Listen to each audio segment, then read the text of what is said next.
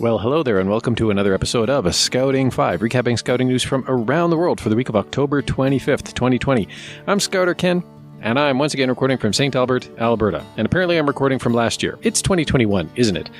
It's been a crazy couple of weeks at this end, so I apologize for the utter lack of scouting stuff for Scouting 5 recordings over the last couple of weeks. But trying to get back into the swing of things. So, here we go.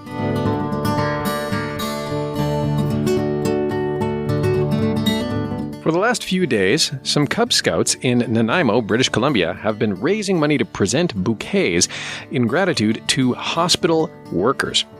3 Cubs in total, their names are Roman, Brianne, and Madeline, are working on a community service award, probably their C&E award, and they've actually started a GoFundMe page to raise money for these bouquets, which will be delivered to workers at the Nanaimo Regional General Hospital.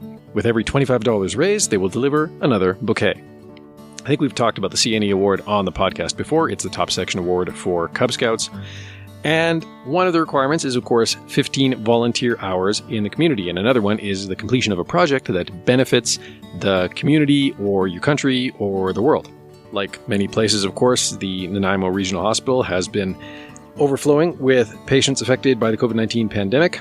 They've also been dealing with protesters, and they have also been crazily short-staffed. It's a story that we've heard at many Canadian hospitals over the course of, well, especially the last few months. And so I'm sure that staff working at that hospital and at many hospitals across Canada would certainly appreciate a bouquet of flowers as a thank you for their hard work and their tireless efforts. So well done, Cubs.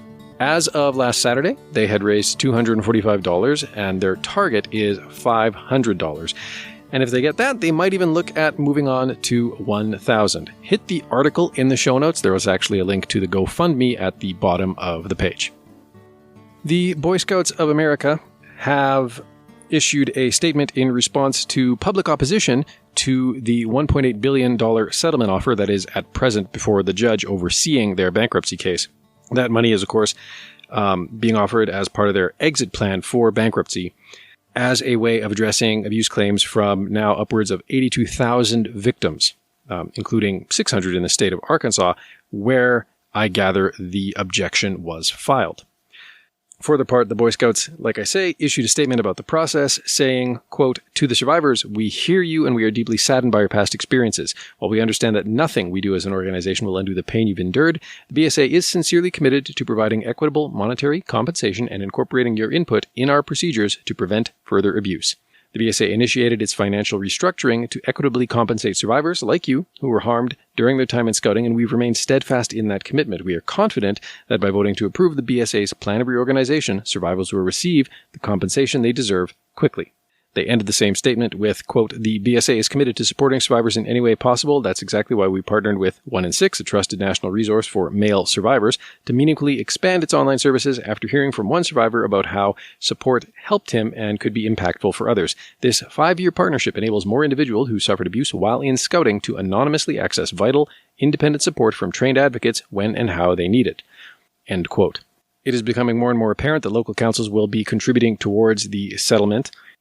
Quapaw Area Council, for example, which covers central Arkansas and has more than 300 abuse claims filed against it, would wind up paying about $4.5 million under the proposed plan. According to attorneys for some of the victims, that is not nearly enough, noting that in some cases, that amount would still leave councils with over $1 billion of cash and property in excess of their current need to fulfill the mission of scouting. That's a quote from attorney Josh Gillespie, representing at least one, possibly more, of the abuse victims. The Boy Scouts of America counters that the amounts to be gleaned from local councils represent meaningful contributions therefrom, which would still leave enough resources intact for the scouting program to survive and continue. And of course, it was JOTA-JOTI last weekend from the 15th to the 17th of October 2021. If you didn't take part, well, that's really unfortunate, and perhaps you will consider doing so next year. I know I hopped online primarily on TeamSpeak. I was frequenting the TeamSpeak servers a fair bit, so I got to talk with scouts and scouters from a few different countries, South America and the Oceania region and Europe. It was great. It's always a good time to take part in JOTA-JOTI.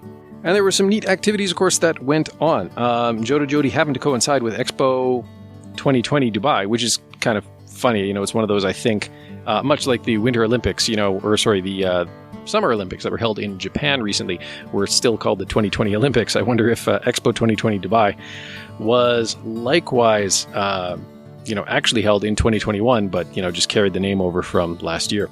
At any rate, that event coincided with JOTA-JOTI, and so one of the activities that Scouts in the UAE were able to take part in was learning to code alongside participating in JOTA-JOTI via IRC, via TeamSpeak, possibly even via radio, and of course via Minecraft for those who play.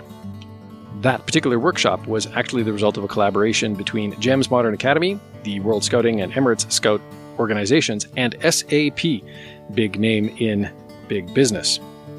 And finally, a framework agreement between the Asia-Pacific region of the World Organization of the Scouting Movement and the Open Mapping Hub, Asia-Pacific region, was signed on the 17th of October of this year. The focus of the framework is to achieve the mission of both Scouting and the Open Map Hub organization, which is to create and then effectively use up-to-date, high-quality map data, especially for humanitarian actions.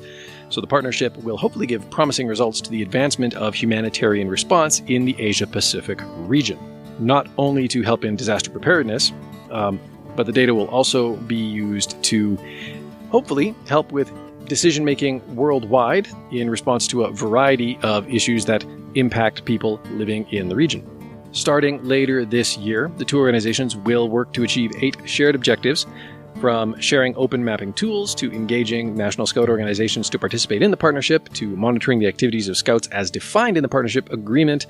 It also includes collaboration, obligations for both parties, and also visibility of the project on social media channels. And that is all the news I have for you this week. Thank you again for listening. Apologies again for the delay, couple weeks where we've gone by without releasing an episode. Good to be back in front of the mic. Thank you for listening, and until next time, be prepared.